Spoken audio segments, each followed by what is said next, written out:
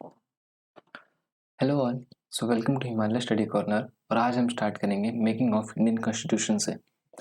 तो पहले हमने पढ़ा था कि हिस्टोरिकल बैकग्राउंड क्या था इंडियन कॉन्स्टिट्यूशन का, और आज हम पढ़ेंगे हमारा जो कॉन्स्टिट्यूशन था वो कैसे बना। देखो, इसको पढ़ने से पहले सबसे पहले हमें इसका एक बैकग्राउंड पता होना चाहिए कि हमारी कॉन्स्टिट्यूंट असेंबली जो बनी थी उसकी जो डिमांड थी वो कब से उठ चुकी थी। देखो, हुआ क्या था, 1922 में सबसे पहले महात्मा गांधी का ना एक जर्नल आया करता था, यंग इंडिया करके। उसमें इंडिपेंडेंस के लिए सबसे पहले कहा गया था। तो यहाँ से भी हमें एक पता चलता है कि हमें कॉन्स्टिट्यूंट असेंबली के लिए इसका ट्रेस मिलता है हमें यहाँ से।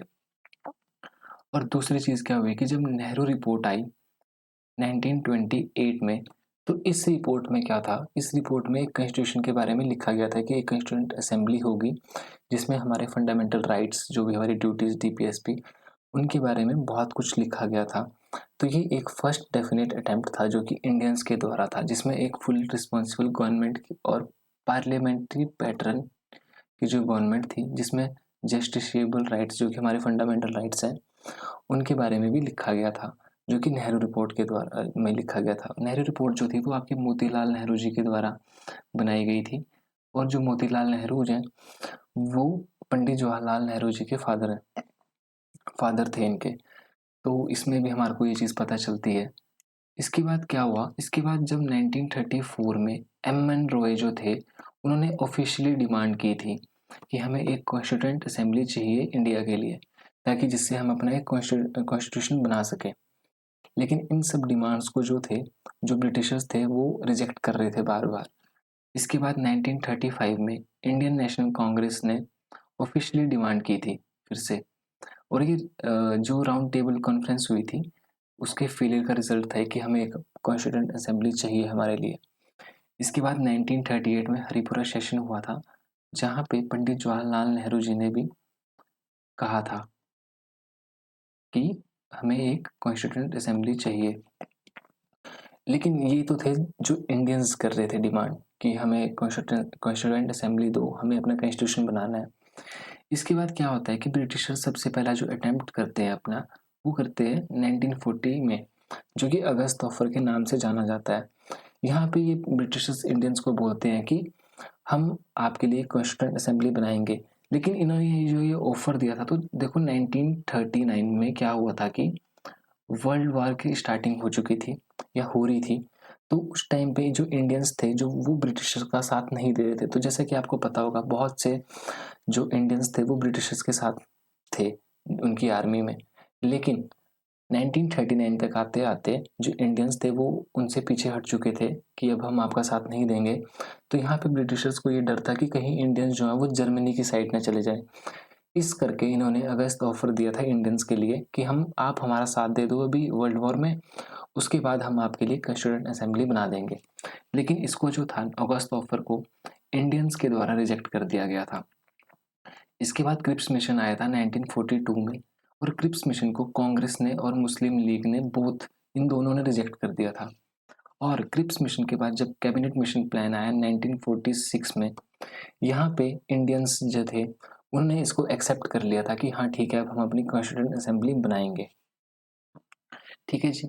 तो इसमें ऐसा हुआ था, जो ये हमारा बैकग्राउंड है कि कैसे कैसे हमें कॉन्स्टिट्यूंट असेंबली के लिए पता चला, हम कब से सोचने लगे, फिर कब कैसे कैसे ब्रिटिशर्स ने क्या कहा, इंडियंस ने क्या कहा, और कब जैसे आके हमारी कॉन्स्टिट्यूंट असेंबली के लिए डिसीजन बनाया गया कि हाँ हम बनाएंगे। तो वो लास्ट डिसीजन था कैबिनेट मिशन प्लान में।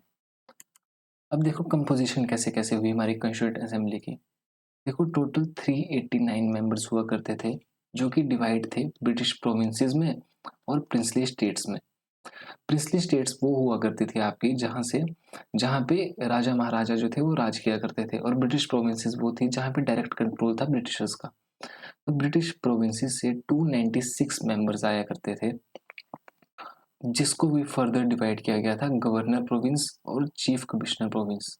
गवर्नर प्रोविंसेस वो हुआ करती थी जहाँ पे गवर्नर हेड हुआ करता था, और जो चीफ कमिश्नर प्रोविंसेस थी वहाँ पे जो चीफ कमिश्नर थे वो हेड हुआ करते थे। गवर्नर प्रोविंसेस से 292 मेंबर्स आए, और चीफ कमिश्नर प्रोविंस से आए टोटल 4 मेंबर्स। और जो प्रिंसली स्टेट्स थी यहाँ से 93 मेंबर्स आए थे, जिनको वहाँ के प्रिंसली स्टेट्स के जो हेड हुआ करते थे, जो वहाँ के राजा महाराजा हुआ करते, उन्होंने ही नॉमिनेट करके इनको भेजा था। अब बात ये आती है कि जो ब्रिटिश प्रोविंसेस थी, वहाँ के जो मेंबर्स थे वो कौन से इलेक्शन के थ्रू आए, तो ये आए थे इनडायरेक्ट इलेक्शन के थ्रू। इनडायरेक्ट इलेक्शन के थ्रू इनको यहाँ पे भेजा गया था कॉन्स्टिट्यूएंट असेंबली में। तो जैसे कि हमने पढ़ा था ना कि जैसे जब गवर्नर थे उनकी काउंसिल्स हुआ करती थी, एक एग्जीक्यूटिव काउंसिल और एक लेजिस्लेटिव काउंसिल। तो यहाँ से इनको जो इलेक्ट थे, जो इनके लोग थे, उन्होंने इनको इलेक्ट करके फिर आगे भेजा इनडायरेक्ट इलेक्शन के थ्रू, जो कि टोटल आपके 389 बने थे। अब देखो, जो हर एक प्रोविंस थी वो 3 मेन कम्युनिटीज में थी डिवाइड, मुस्लिम, सिख और एक जनरल। और उनको उनकी प्रोपोर्शन के तहत ही आगे आगे जो थे वो उन्होंने अपने रिप्रेजेंटेटिव भेजे थे कि जिसकी जितनी प्रोपोर्शन होगी, क्योंकि जैसे कि हमने पढ़ा था ना कि मुस्लिम, सिख, जनरल ये अलग अलग सेपरेट इलेक्टोरेट के तहत कर दिए थे। फिर उसके बाद इन्होंने वहीं से फिर वैसे वैसे ही करके ये भेजते रहे अपने लोगों को आगे। तो यहाँ पे भी वैसा ही हुआ कि मुस्लिम, सिख और जनरल प्रोफेशन के जितने भी लोग थे वो अपने अपनी कम्युनिटी के लोगों को वैसे ही भेजते थे आगे। और जो हमारी 4 कमीशन चीफ कमीशन प्रोविंसेस थी वो थी एक दिल्ली, अजमेर, मेवाड़, कुर्ग और ब्रिटिश बालूचिस्तान। और जो हमारे 11 गवर्नर प्रोविंसेस थी वो थी Bengal, Madras, Bombay, UP, Bihar, central provinces, Orissa और नॉर्थ वेस्ट फ्रंटियर प्रोविंस और 6 एंड असम। ठीक है जी। हर कम्युनिटी के लोगों ने ये जैसे कि हमने पढ़ा इंडायरेक्ट इलेक्शन के थ्रू इनको भेजा था। और जो प्रिंसली स्टेट्स थी वहाँ के लोगों, वहाँ के जो प्रिंसली स्टेट्स के जो हेड्स थे उन्होंने इनको नॉमिनेट करके आगे भेजा था कॉन्स्टिट्यूएंट असेंबली में। अब देखो, जब इलेक्शन हुए ना अनडिवाइडेड इंडिया के, तो जिस उसमें 296 जो सीट्स थी वो थी ब्रिटिश इंडिया प्रोविंसेस की, और 93 सीट्स जो थी वो थी प्रिंसली स्टेट्स की। लेकिन प्रिंसली स्टेट्स ने जो था यहाँ पे भाग नहीं लिया था, वो नहीं आए थे। तो जिसमें से क्या हुआ कि जो इंडियन नेशनल कांग्रेस थी उन्होंने 208 सीट्स जीती, 208 सीट्स। एंड मुस्लिम लीग ने जीती थी 73 सीट्स, और बाकी के जो थे वो 15 सीट्स थी सिर्फ। अब देखो, इनकी फर्स्ट मीटिंग जो हुई थी वो हुई थी 9 दिसंबर 1946। अब देखो, ऐसा है कि जो making of Indian constituent assembly है, यहाँ से ज़्यादा फैक्चुअल क्वेश्चंस ये आते हैं कि फर्स्ट मीटिंग कब हुई थी, किसने कितनी सीट्स जीती। तो यहाँ से ये चीज़ें याद रखनी है कि जैसे इंडियन नेशनल कांग्रेस ने 208 सीटें जीती थी, मुस्लिम ने 73 सीट्स जीती थी, और बाकी के जो अदर्स थे वो उन्होंने 15 सीट जीती थी। उनकी फर्स्ट मीटिंग जो हुई थी ये बहुत इंपॉर्टेंट है कि 9 दिसंबर 1946 को। अब देखो हुआ क्या कि जब इनकी फर्स्ट मीटिंग हुई तब टोटल 211 मेंबर्स ने ही उसको अटेंड किया। मुस्लिम लीग ने यहाँ पे अटेंड नहीं किया था क्योंकि ये चाहते थे कि हमें एक अपना एक अलग स्टेट चाहिए, अपना एक अलग देश चाहिए। एसपी सिन्हा जो थे यहाँ पे टेम्परेरी प्रेसिडेंट बने थे, और इनको प्रेसिडेंट इसलिए बनाया था क्योंकि उस टाइम पे सबसे जो एक्सपीरियंस्ड जो पर्सन थे वो एसपी सिन्हा थे, इसलिए इनको यहाँ पे टेम्परेरी प्रेसिडेंट बनाया। लेकिन 2 दिन के बाद ही 11 दिसंबर 1946 को डॉक्टर राजेंद्र प्रसाद को परमानेंट प्रेसिडेंट बना दिया। तो देखो, ये भी बहुत इंपॉर्टेंट होता है कि टेम्परेरी प्रेसिडेंट कौन बने थे, वो बने थे एसपी सिन्हा, और परमानेंट प्रेसिडेंट बने थे वो बने थे डॉक्टर राजेंद्र प्रसाद। एच.सी. मुखर्जी हमारे वाइस प्रेसिडेंट बने थे। बी.एन. राव जो थे वो कॉन्स्टिट्यूशनल एडवाइजर थे। और देखो, इसमें हुआ क्या कि 13 दिसंबर 1946 को पंडित जवाहरलाल नेहरू जी के द्वारा ऑब्जेक्टिव रेजोल्यूशन का एक प्रपोजल रखा गया। फिर उसको 22 जनवरी 1947 में ऑब्जेक्टिव रेजोल्यूशन को जो था वो पास कर लिया था, जो कि कॉन्स्टिट्यूएंट असेंबली के द्वारा पास किया गया था। वो किया था 22 जनवरी 1947 में। तो देखो हुआ क्या, इसके बाद चेंजेस क्या हुए। इसके बाद क्या हुआ था कि जैसे जब 19 जैसे कि हमने पढ़ा 1947, तो 1947 में जब माउंटबेटन प्लान आया था 3 जून 1947 को, जिसके बाद जो था प्रिंसली स्टेट्स ने भी अपनी सीट्स ले ली थी, जो कि मैंने आपको जैसे कि पहले बताया कि वो कॉन्स्टिट्यूएंट असेंबली में नहीं आते थे। लेकिन इस प्लान के बाद जो था कि जब देश का बंटवारा अलग पड़ा था होने, तब उन्होंने भी अपना हिस्सा लिया वहाँ पे, और वो आए, मुस्लिम लीग भी आई, और अब जो था वो असेंबली जो थी फुल सॉवरेन बॉडी बन चुकी थी। इसके बाद क्या हुआ कि जो असेंबली के पास अब जो इंडियन इंडिपेंडेंस एक्ट था 1947, उस टाइम इंडिया को फुल पावर मिल चुकी थी, तो अब असेंबली के पास पूरी पावर थी कि वो ब्रिटिश का बनाया हुआ कोई भी लॉ जो था उसको अल्टर कर सकता है, मतलब उसमें चेंजेस ला सकता था, जो कि ब्रिटिश पार्लियामेंट के द्वारा बनाया गया था, उसमें वो सारे चेंजेस ला सकता था जो वो चाहते थे। और जो अब देखो क्या हुआ कि जब देश अलग हो गया, बंटवारा हो गया देश का, तो जब अनडिवाइडेड इंडिया था तो उसमें 389 मेंबर्स हुआ करते थे, लेकिन जब इंडिया अलग हो गया और पाकिस्तान अलग हो गया, तब इंडिया में सिर्फ 299 सीट्स बची थी, जो कि 229 सीट्स जो थी वो ब्रिटिश इंडिया की थी, और 70 सीट्स जो थी वो सिर्फ वो प्रिंसली स्टेट्स की थी। कॉन्स्टिट्यूंट बॉडी को जो था वो चेयर किया था डॉक्टर राजेंद्र प्रसाद ने, और जो लेजिस्लेटिव बॉडी थी उसको जी.वी. मवलांकर जी के द्वारा चेयर किया गया था। अब आते हैं इसमें फैक्ट्स।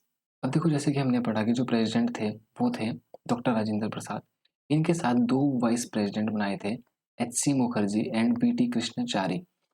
जो हमारे कॉन्स्टिट्यूशनल एडवाइजर थे वो थे सर बी.एन. राव, और जो हमारा सील थी या सिंबल था वो था एलिफेंट।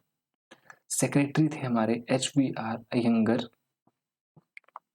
कैलीग्राफर थे हमारे प्रेम बिहारी नारायण रायजादा, और जो चीफ ड्राफ्ट्समैन थे वो थे एस.एन. मुखर्जी। और जो हमारे टोटल इसके लिए खर्चा आया था वो आया था कॉन्स्टिट्यूशन बनाने के लिए 64 लाख। और जो इस हमारे जो कॉन्स्टिट्यूशन है उसको, जो ओरिजिनल वर्जन है उसको डेकोरेट करने के लिए आर्टिस्ट जो आए थे वो आए थे शांति निकेतन से, जिसमें नंदलाल बोस और बेहर राम मनोहर सिन्हा जी थे। टोटल 11 सेशंस, दो 11 सेशंस लगे थे, जो कि 2 साल 11 महीने और 18 दिन लगे थे हमारे कॉन्स्टिट्यूशन को बनाने के लिए। और ये यहाँ पे बहुत इंपॉर्टेंट है क्योंकि ये बहुत बार पूछा जाता है। ठीक है जी।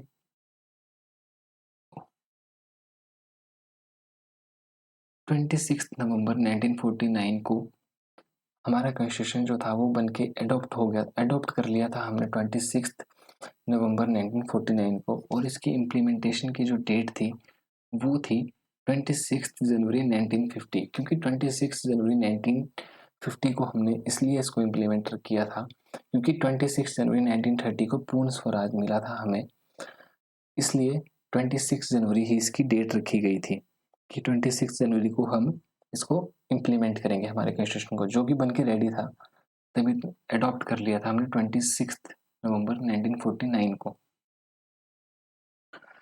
अब आता है इंडिया जो था वो मेंबर बना था कॉमनवेल्थ का मई 1949 में। नेशनल फ्लैग जो था उसको अडॉप्ट किया गया था जुलाई 1947 में। नेशनल एंथम और नेशनल सॉन्ग को 24 जनवरी 1950 में अडॉप्ट किया था। डॉक्टर राजेंद्र प्रसाद जो थे वो फर्स्ट प्रेसिडेंट बने थे इंडिया के 24 जनवरी 1950 को। हुआ क्या था कि जब 26 जनवरी 1950 को हमारा कॉन्स्टिट्यूशन इम्प्लीमेंट होना था, उससे 2 दिन पहले इनकी मीटिंग बैठी थी 24 जनवरी को। वहाँ पे डॉक्टर राजेंद्र प्रसाद को फर्स्ट प्रेसिडेंट बनाया था इंडिया का। इलेक्टेड प्रेसिडेंट थे जो इलेक्ट होके आए थे। और हमारी कॉन्स्टिट्यूंट असेंबली के 11 सेशंस बने बैठे थे, जिसमें 2 साल 11 महीने और 18 दिन लग गए थे हमारे को पूरा कॉन्स्टिट्यूशन बनाने में। फाइनल सेशन जो था हमारा वो 24 जनवरी 1950 को बैठा था। जैसे कि मैंने बताया आपको पहले कि डॉक्टर राजेंद्र प्रसाद को जहाँ पे फर्स्ट प्रेसिडेंट बनाया था इंडिया का, और इम्प्लीमेंट हुआ था हमारा कॉन्स्टिट्यूशन 26 जनवरी 1950 को। अब आती है ड्राफ्टिंग कमेटी। ड्राफ्टिंग कमेटी का जो था बहुत इंपॉर्टेंट रोल था, क्योंकि इन्होंने ही पूरा कॉन्स्टिट्यूशन को ड्राफ्ट किया था, इनका यही टास्क था। ड्राफ्टिंग कमेटी जो थी वो 29 अगस्त 1947 को बनी, और इनका मेन टास्क था ड्राफ्ट करना हमारे पूरे जो कॉन्स्टिट्यूशन बना था उसको। इसमें टोटल 7 मेंबर्स हुआ करते थे इंक्लूडिंग चेयरमैन, और इनके चेयरमैन का नाम है डॉक्टर बी.आर. अम्बेडकर। जो कि ये भी क्वेश्चन बहुत बार यहाँ से आता है कि ये कब बनी कमेटी और इसके चेयरमैन कौन थे। चेयरमैन थे इसके ड्राफ्टिंग कमेटी के डॉक्टर B.R. अम्बेडकर, और इनके साथ 6 अदर मेंबर्स थे। N Gopalaswami Ayyangar, Alladi Krishnaswami Ayyangar, doctor K.M. Munshi, Syed Mohammad Saadulla, N Madhava Rao. N Madhava Rao से पहले B.L. मित्तर थे, लेकिन इनकी तबीयत खराब होने की वजह से फिर एन माधवा राव बने थे।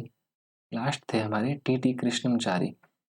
इन्होंने भी D.P. खेतन को रिप्लेस किया था क्योंकि इनकी डेथ हो गई थी इसके लिए। तो देखो, ड्राफ्टिंग कमेटी में बहुत इंपॉर्टेंट से क्वेश्चंस आते हैं, यहाँ से 2-3 क्वेश्चन बन जाते हैं, जैसे कि सेटअप कब हुई थी, तो 29 अगस्त 1947। इनका टास्क क्या था कि ड्राफ्ट करना एक नया कॉन्स्टिट्यूशन। टोटल मेंबर्स इसके 7 थे, इंक्लूड करके चेयरमैन को, और जो चेयरमैन थे वो थे हमारे डॉक्टर B.R. अम्बेडकर। इनके साथ 6 अदर मेंबर थे जो इनको असिस्ट किया करते थे। नेक्स्ट आता है ड्राफ्टिंग कमेटी के इन्होंने कब कब अपने ड्राफ्ट दिए और इनका कब पूरा खत्म हुआ था बन के। देखो, फर्स्ट ड्राफ्ट दिया इन्होंने फरवरी 1948 में। सेकंड ड्राफ्ट जो बनाया इन्होंने वो दिया इन्होंने अक्टूबर 1948 को, और जो फाइनल ड्राफ्ट था इनका वो बन के तैयार हुआ था 4 नवंबर 1948 को, जो कि फर्स्ट रीडिंग भी हुई थी। जब हमारे इनकी ड्राफ्टिंग कमेटी का जो कॉन्स्टिट्यूशन इन्होंने बनाया था उसकी फर्स्ट रीडिंग भी 4 नवंबर 1948 को ही की गई थी, और सेकंड रीडिंग उसकी की गई 15 नवंबर 1948 को, जो कि चली हमारी खत्म जब हुई तो ये हुई 17 अक्टूबर 1949 तक। इन्होंने इसको पढ़ा बार बार, फिर देखा इसमें क्या गलतियां हैं, कैसे किया जाए कैसे नहीं किया जाए, क्योंकि पूरा एक सीक्वेंस में लिखा गया है हमारा कॉन्स्टिट्यूशन। जैसे कि आपको पता होगा, स्केड्यूल्स, आर्टिकल्स, पार्ट्स में डिवाइड किया गया है पूरे इसको। तो देखो, पूरे इतने स्टेज में टोटल 7,643 अमेंडमेंट्स को प्रपोज किया गया था, जिसमें से 2,473 जो अमेंडमेंट्स थी उनको डिस्कस किया गया था असेंबली में। अब जो इसकी थर्ड रीडिंग थी, लास्ट रीडिंग, वो हुई थी 14 नवंबर 1949 को, जहाँ पे डॉक्टर B.R. अम्बेडकर ने एक मोशन मूव किया था कि कॉन्स्टिट्यूशन जो है वो सेटल कर लिया गया है असेंबली के द्वारा, जो कि पास कर दिया है कॉन्स्टिट्यूशन को अब, कि हाँ अब ये हमारा कॉन्स्टिट्यूशन होगा। और जब ये कॉन्स्टिट्यूशन पास किया गया था, इसके ऊपर जितने भी मेंबर्स वहाँ पे थे बैठे हुए असेंबली में, उन सभी ने साइन किए थे, और जो मोशन था वो ड्राफ्ट कॉन्स्टिट्यूशन का जो मोशन था उसको डिक्लेयर किया गया, पास किया गया 26 नवंबर 1949 को। टोटल 299 मेंबर्स थे हमारी असेंबली में, जिसमें से 284 जो थे वो वहाँ पे प्रेजेंट थे, और 284 ने वहाँ पे साइन किए थे उसके ऊपर। अब देखो, जो हमारा कॉन्स्टिट्यूशन था उसको अडॉप्ट किया था नवंबर 26 1949 को, जिसमें प्रेम्बल था, 395 आर्टिकल्स थे और 8 स्केड्यूल्स थे, जो कि अब 12 स्केड्यूल्स बन चुके हैं। और जो प्रेम्बल था, प्रेम्बल को लास्ट में अडॉप्ट किया गया है। Doctor B.R. अम्बेडकर को मॉडर्न मनु और father of constitution of India भी कहा जाता है, तो ये भी काफ़ी इंपॉर्टेंट है। और इसमें एक क्वेश्चन ये बनता है कि जो महात्मा गांधी थे वो हमारे कॉन्स्टिट्यूशन के पार्ट नहीं थे। जो भी हमारा कॉन्स्टिट्यूशन बना था उसके जो, जैसे बी आर अम्बेडकर किसी के, जैसे डॉक्टर B.R. अम्बेडकर जो थे वो ड्राफ्टिंग कमेटी के चेयरमैन थे, और भी वो बहुत से काम संभाल रहे थे, लेकिन जो महात्मा गांधी थे उनका कोई भी रोल नहीं था हमारे कॉन्स्टिट्यूंट असेंबली में, और ना ही वो कभी एक्टिव हुए उस चीज़ में, ना ही उन्होंने किसी को ये किया कि आप ऐसे करो या वैसे करो। वो किसी भी कमेटी के ना तो चेयरमैन थे, ना ही वो मेंबर थे कॉन्स्टिट्यूंट असेंबली के हमारी के। तो ऐसा ऐसा हुआ 26 नवंबर को 1949 को अडॉप्ट किया गया और इम्प्लीमेंट किया गया था 26 जनवरी 1950 हमारा कॉन्स्टिट्यूशन, क्योंकि 26 जनवरी का जो दिन था 1930 में, इस दिन हमें पूर्ण स्वराज मिला था, इसीलिए 26 जनवरी 1950 को जो हाँ था हमारा कॉन्स्टिट्यूशन को इम्प्लीमेंट किया गया था। तो कई बार ये क्वेश्चन आता है कि जी अडॉप्ट कब किया गया था हमारे कॉन्स्टिट्यूशन को? तो अडॉप्ट जो किया गया था तो वो किया गया था 26 नवंबर 1949 को, और इम्प्लीमेंट जो किया गया था वो किया था 26 जनवरी 1950 को। सो यहाँ पे ख़त्म करते हैं हम मेकिंग ऑफ इंडियन कॉन्स्टिट्यूशन। इसमें बाकी की कमिटीज़ बचेंगी जो कि मेजर कमिटीज़ थी या माइनर कमिटीज़ थी, वो नेक्स्ट वीडियो में करेंगे हम। सो होप सो आपको समझ आया होगा सभी को। Thank you so much.